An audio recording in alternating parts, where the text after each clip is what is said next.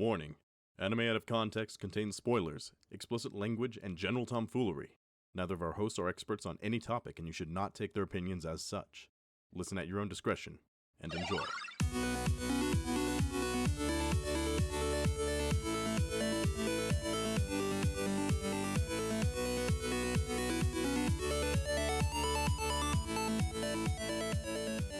Hello and welcome to Anime Out of Context, the show where I attempt to explain the sometimes weird, sometimes wonderful, but always hilarious world of anime. And this is how I start my new year. Really. I'm Shaun Rollins. I'm Remington Chase. It is a new year, Remington. Isn't that exciting? Yeah, that's a word that's in the dictionary. Remington, think of it this way. We started our podcast late January, early February. At this point, you've nearly done a full year of anime. That's not something I'm proud of. It's an accomplishment, Remington. You are someone who, from the get-go, was like, anime, take it or leave it, not a big fan. But now look at you. Look at how far you've come. Anime, really fucking mad. Oh, come now, Remington. We have seen so many amazing things, both good amazing and bad amazing. See the Christmas special for an example. But it's an accomplishment, man. Not a lot of people can say they've done nearly a year worth of a project. And I suppose the fact that we're getting to a year into it is really exciting, and I'm sure you have some awful plans for our actual anniversary of it. But nonetheless, we're starting this new year, and I'm just hoping that we're starting it at least decently, at least a little better than last week. Maybe 2019 can start off with some level of positivity when it comes to this podcast and anime as a whole. I can guarantee you one thing, Remington. Oh? You won't put this one in the abyss. That's the most guarantee I'm willing to make you, because I like this show a lot. It's a cute show, it's entertaining to a lot of people, but it's not for everyone. Okay, so already it sounds like I'll hate it. Well, not necessarily. It's a comedy show, Remington. Oof. Which is why it's very subjective. Comedy is subjective. Some things that make me laugh might not make you laugh, vice versa. People who listen to our podcast don't laugh much, so it's kind of hard for us to tell. We are certainly not experts on comedy. No, we're trying, though. We're trying our best. If you've ever been amused by this podcast, well, thank you. That's very sweet. You don't have good taste, but we appreciate it. Yeah, and the pity is very bittersweet in the long run. We'll take it. We'll accept whatever we can get. We need whatever validation we can get our hands on at this point, because we're so desperate. We've been doing this for nearly a year. Come on. And so this is going to be cute. It's going to be comedic. What are we getting ourselves into this week, Shaun? Well, Remington, I want to do something that we haven't done in quite a while. I want to talk about some visualization. I want to get you really in the mindset of this anime. Okay. All right, so picture this. A deep, heavy fantasy world. Dark and powerful, with a very powerful devil king ruling over this land, causing terror and tormenting hundreds of people. And that is you. Okay. And you are known simply as Satan. Okay, that very vague, ambiguous term could mean anything. You said this was a cute comedic anime? Well, it's cute as in overall it's a cute show, but look, just because we're starting off with you as Satan doesn't mean it's gonna get too overly dramatic. The Fall of Lucifer in the Holy Bible is my favorite anime. Don't be silly, Remington. We're not talking about Christianity's Satan. Oh? No. We're just talking about the general idea of a devil king that just happens to be called Satan. It's just a by the by. Who knows where he could have gotten that name from? There's so many possibilities. It is quite a common name at this point. But this is actually a very common trope in a lot of fantasy animes, whether it's used as a comedic point or just as a old school serious thing. The idea of a devil king ruling over a fantasy world and a bunch of heroes banding together to try and take him down for one reason or another. It's a very common JRPG plot device that is used to great effect in a lot of ways, and sometimes to quite a horrible effect. And so we're just watching a glorified JRPG. We're just watching Sword Art Online. This has gone terribly from the Oh, offset. don't be ridiculous, Remington. It's nothing like what you're thinking. So picture this. You are Satan. I mean, so many of our listeners already think that, so sure, it's not too hard to imagine. Yeah, you should be able to get into character pretty easily.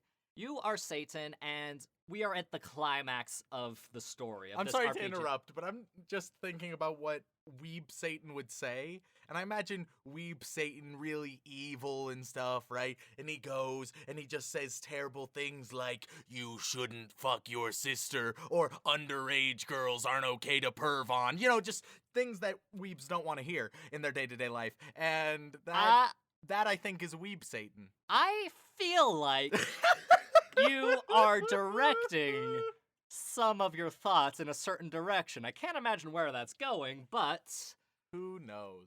yeah. Don't worry though, there's no sister fucking in this show. Oh, thank God. No, none whatsoever. Where was I? Oh yes! This is the climax of the story. The heroes have broken into your keep. They have defeated most of your army. Your closest and most trustworthy generals and hands are by your side. You are fighting the hero of legend who is attempting to defeat you and get rid of you once and for all. And you're losing. What's the first thing you do, Remington? Maybe disappear, maybe use Deus Ex Machina bullshit, maybe try and negotiate or beg. Those are a few options that come to my head. It's a bit of a combination of the first two in a lot of ways. Okay. You're backed into a corner with your most trusted advisor by your side. You're about to lose. You need to escape. You need to recuperate. So you open up a portal, and right before you enter it, you shout out to the heavens, I will be back, and I will be strong enough to defeat you and subjugate you all. So says I, Satan. And then you go through the portal with your dude. Okay. And that's just the opening couple minutes. I'm so confused. Oh no, this anime isn't actually going to take place in a fantasy world. Don't be ridiculous. Is Satan just transporting to our world? Bingo! What wait, so this anime is an anime where Satan, who's basically Satan, but not to be confused with actually Satan, transporting from this fantasy world and just coming to Earth. Yeah, it's kind of a reverse isekai in a lot of ways. Okay. Because, I mean, we did an episode on Sword Art Online, which is technically an isekai, at least the first part of it is, but it's not a good isekai. No. No, it's not a good much of anything, really. So I figured, well, maybe I'll show him an isekai that actually is well-liked, well-appreciated, and has good reason to be enjoyed. But there's so many, like, stereotypical modern dude thrown into fantasy world, modern chick thrown into fantasy world scenarios that I thought, well, which one do I show him? Then it came to me. Obviously, I have to listen to our dear listeners, dive into the recommendations, and I found the perfect anime. Okay, and what is this anime called? The Japanese name for this anime is called Hataraku Maō-sama. Oof. Yes, I will tell you the English title in a moment because there's still more of the synopsis I gotta get for you. Oh, but of course, why wouldn't there be? Yes. But just as a side tangent, the lovely people who recommended this anime is, I'm sure, are several others, but the first 4 emails I came across were from Sarada. Said that right. Thank you for the pronunciation in that email. Megan, Rachel, and Christine. Okay, very woman-focused, these recommendations for this one. Yes. Interesting. I mean, I don't know if I'm trying to read too much into it, but we'll see. no, it is considered a shonen in a lot of ways because it's isekai, it's got magical, it's got some battling in it in the first couple minutes. Yep. But then here you are in our world, a world you have no idea anything about, and for some reason, magic doesn't seem to be working here. Oof, I'm a confused little Satan. Yes, you're the most confused Satan. Which, by the way, how confused do you think Satan is on a daily basis? Wildly. Yeah. So basically, it is you. You are pretty close to Satan. I am Satan. Best character so far. Number 1. 10 out of 10. Yes, you exit the portal and you are in this fantastical land with giant buildings made out of concrete, lights everywhere, carriages made of metal driving around. Did he not know where the portal was going? No. What? He just made an escape portal. Surely You should have a general idea. Don't be ridiculous. If you're desperate, you're low on magic, of course you're just going to make a very powerful portal that'll take you as far away from these freaks as possible. Possibly to just another planet and dimension entirely. Hey, planar travel is a very common story theme in a lot of anime. Of course. All right, continue. And you're looking around, you're like, okay, this is strange, but I can work with this. Where's my assistant? He turns, looks at his assistant, and there's just a dude standing behind him that looks kind of like his guy. Okay. And then you realize, wait a minute, where are my horns? Where are my wings? Where's my magic? Oh my god, we look human, which could be pretty traumatizing to the king of all evil and devils, I'd imagine. It would be pretty rough, yeah. Yeah, and your magic is limited. What do you do? What do you do? Obviously, Remington, the first thing you should do is get information. Who do you get information from? The police. Okay, so Satan's going to the cops. Sort of. Satan gets arrested. It's besides the point. Okay. Kind of. Just take it in for questioning. It's fine. They find all the information, and then the story of the real plot is them trying to get back home, trying to find out where magic is, how they can build up magic, because they just don't have enough magic to get back at this point.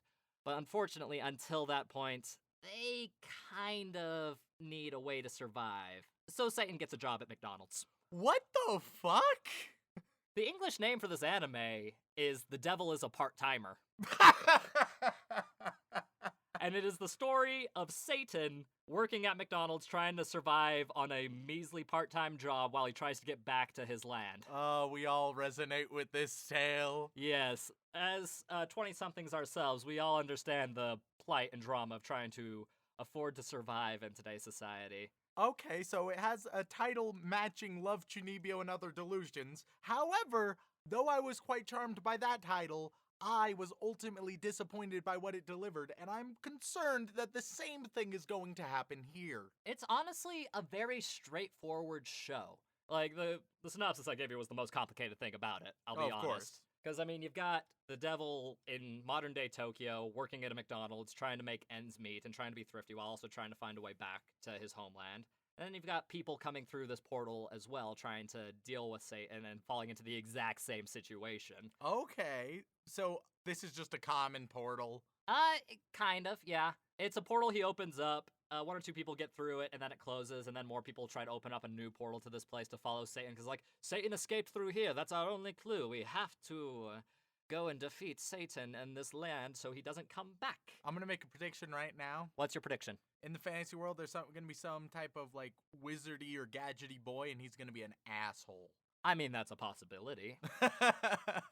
You'll have to watch to find out. I suppose that I will. But honestly, Remington, this is a very beloved show in a lot of ways. Just because it's a fun concept, it has some fun characters, and it has some really on-point comedy in a lot of places. Some good facial expressions, some over-the-top gestures, and very anime things. Like, you know, in a lot of Power Ranger, old-school Power Ranger stuff, they do dramatic poses and flashes and explosions to cast magic or do attacks. Yep.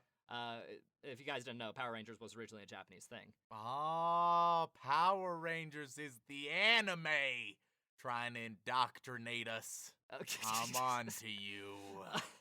You can put your tinfoil hat away for now, Remington. We'll get to that in a bit. But yes, so it's got a lot of the over-dramatic magic casting poses that are very common in those old-school Power Rangers and tropes and anime. So it's got a lot of that very self-referential humor that's very amusing to fans of anime and to just general public as well in a lot of ways. Okay, well, I'm a big fan of comedy done right, and that also means that I am probably more of a critic than comedy than most people. Yes. Just because we're not funny doesn't mean we understand what funny is. Yeah. But honestly, it's a pretty highly rated show at about 7.96. Okay, decently highly rated, but as always, the ratings of the masses give me no faith. Yeah, but it is based on a light novel, and our experience with light novel books tend to be pretty positive, not counting the sister...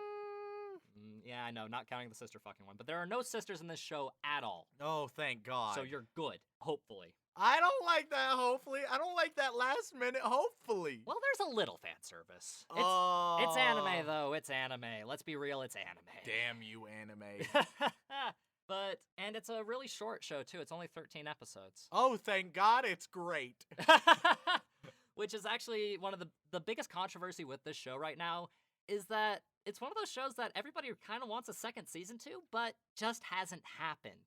Does that mean that he doesn't get back to his world? That is correct. Well, shoot. Well, fuck. Yeah. I mean, minor spoiler, but 13 episodes is usually meant to just hook you in. Even Sword Art Online didn't end in 13 episodes. It should have. Well, yeah, it should have. Should have. Yeah. Very much so. This is that 14th episode. Oof. Ooh. You're going to be traumatized by that for quite a while, but that's fine, Remington. It can only go up from there as far as I'm concerned. Which is great. And honestly, I think you'll find some enjoyment in the show. It's not going to be anything groundbreaking for you, but it's going to be the type of show that you watch and be like, that was enjoyable and it was kind of cute and it had some funny moments. All right, let's see if I find it humorous and cute. If I do, it will have succeeded. If I don't, then each of you will get to hear me complain about it in detail very shortly. Don't worry, Rem. When I say cute, I'm just going to specify. I'm not talking moe, although there is that for some people, depending on your taste in moe. Moe is very subjective. But does it have my moe? No. All right, well then I'm basing it solely on comedy. That's it. That's the only thing it can have going for it. When I say it's a cute show, I mean it's just like, oh, I like this show. It's adorable. All right, if it fucks up the comedy, then it's in the hole. It won't be in the hole, Remington. The only thing that might make you think it goes in the hole was that it was aired in 2013. Oh, that's the dark times! It is the dark times, but this is like a tiny beacon of hope in the dark times. Shaun, that was the dark ages of anime. That's where Sword Art Online came from. Technically, that was 2012. Listen here, fucko. And, I mean, so what if Attack on Titan was 2013? That's besides the point. God damn it, no! All right, I have no hope anymore. I am in the abyss. Things are going poorly. Pray for me, because things are gonna go bad. Hey, all 4 of these people think that you're gonna like this show. Oh, now I feel obligations. Oh, yeah. I'm piling all of the guilt, all of the responsibility of a popular podcaster, which maybe one day will be, but that I have to dream. They say if you vocalize your dreams, they're more likely to happen. Yeah, there you go. I want lots of money. I hope for our listeners and their kind recommendations that I like it as much as they think I will, but it is in the dark times of anime, and that's scary and rough. I'm scared, but maybe hopeful? I don't know. We will see. It's about Satan working at McDonald's. How can you not enjoy that? Yeah. All right, let's go watch some Devil is a Part requirement of Devil is a Part-Timer. Remington, how you feeling, bud? I'm feeling pretty decent. Yeah, not a bad little show. Nothing spectacular, but nothing too groundbreaking, wouldn't you say? I would say that this show was pretty good. Really? And that about summarizes most of it. Yeah, like I said, man, it's not a too complicated show, but I don't have regrets watching it. Yeah, it's enjoyable, it's inoffensive. If you're interested in something that's pretty enjoyable and that you can turn on in the background, listen and watch, then this is a good candidate. You aren't probably going to leave thinking that it's the best thing ever. It doesn't do anything extraordinary or particularly unique beyond the concept, which sort of disappointed me a bit because the concept is an amazing one.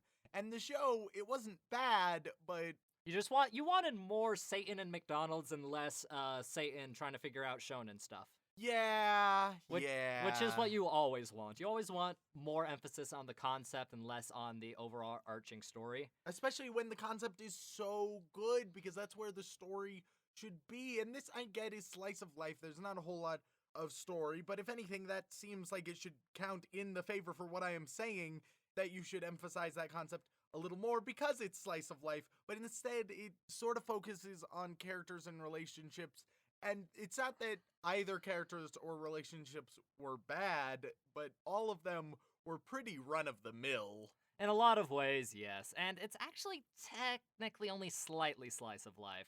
It has heavy slice of life elements, but it is overall a shonen fantasy show to some extent.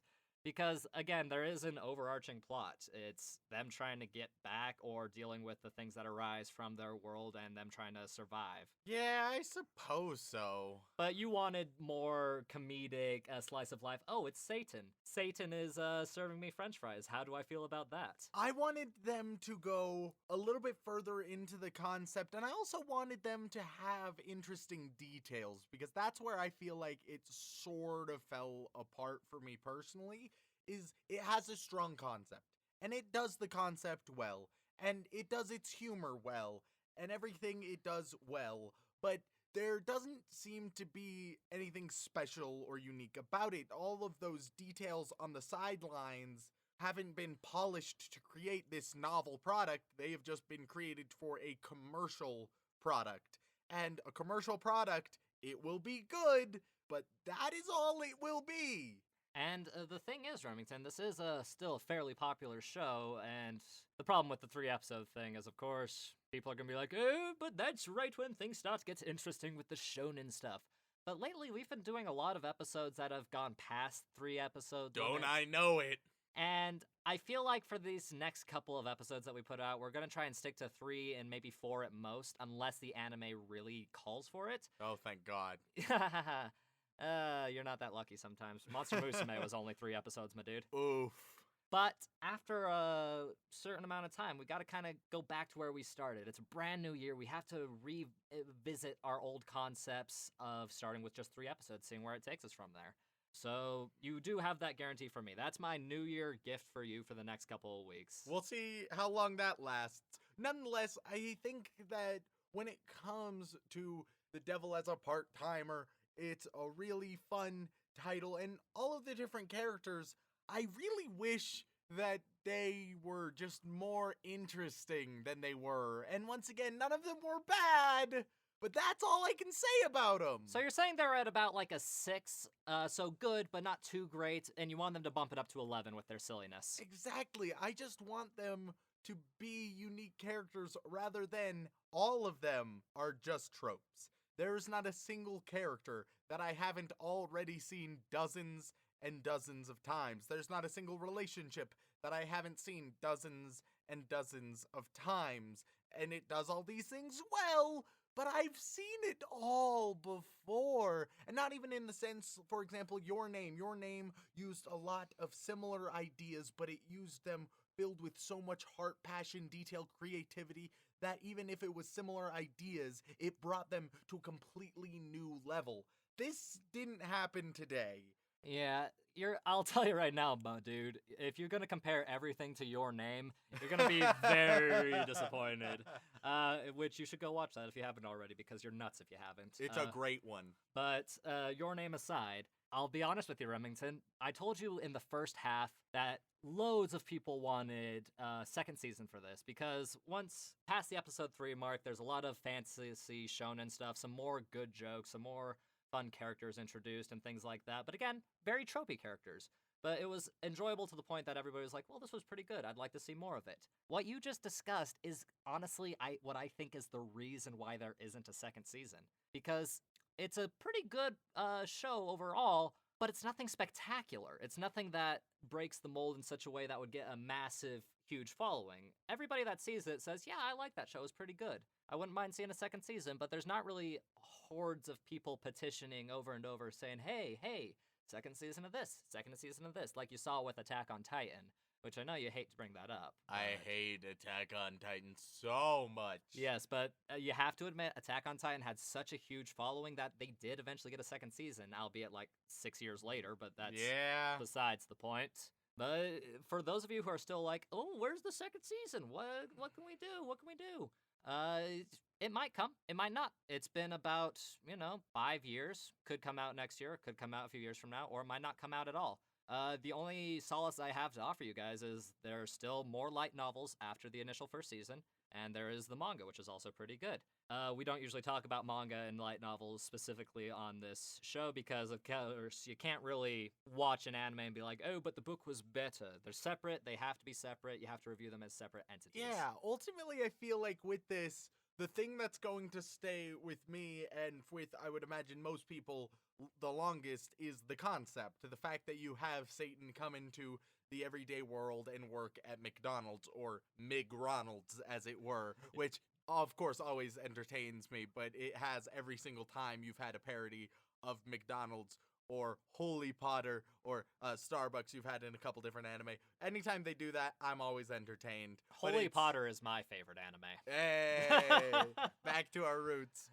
But the concept is great, and I will forget about just about everything else. I will hardly remember a thing beyond the concept because the characters are relatively forgettable, all things considered. And of course, it wouldn't be an anime if it didn't have a goddamn tsundere, which, let me say right now, Shaun, since the start of the podcast, since you have introduced the idea of a tsundere, I think I just despise tsunderes. You know what? That's completely fair. They are starting to compete with fan service as my least favorite thing about anime. And I did discuss, the first time we talked about tsunderes, Toradora. Yep. And tsunderes and tropes in general have this same problem. They've been done before, they've been done many times, and a lot of situations where they've been used well, people attach themselves to them. They like them, they enjoy them. Problem is, though, if you only use the trope and you don't build off of it to make an actual character as opposed to just a girl who's a bit of a bitch, you're not getting anywhere with it.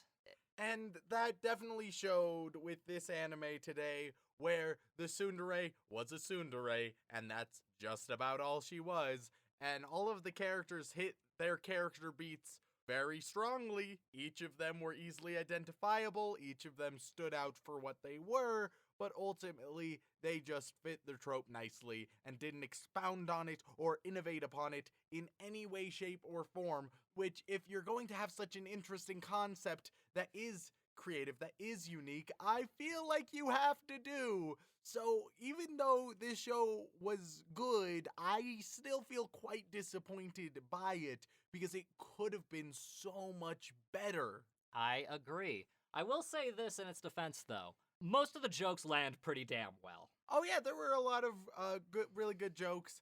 There were none that had me rolling laughing. There were none that made me lose my mind. But it was a chuckle fest. But yeah, everything was generally pleasant. Everything was quite humorous, even if it didn't have huge peaks. It was quite successful. One of the more successful comedies that we've had. It wasn't as comedic as Watamote, for example, which had amazing moments and also had me lose my mind at a few moments. Because cringe comedy is very powerful. Oh, yeah. But it was fun. It was enjoyable. If you decide to watch this, then you will enjoy yourself, and you may forget it soon after.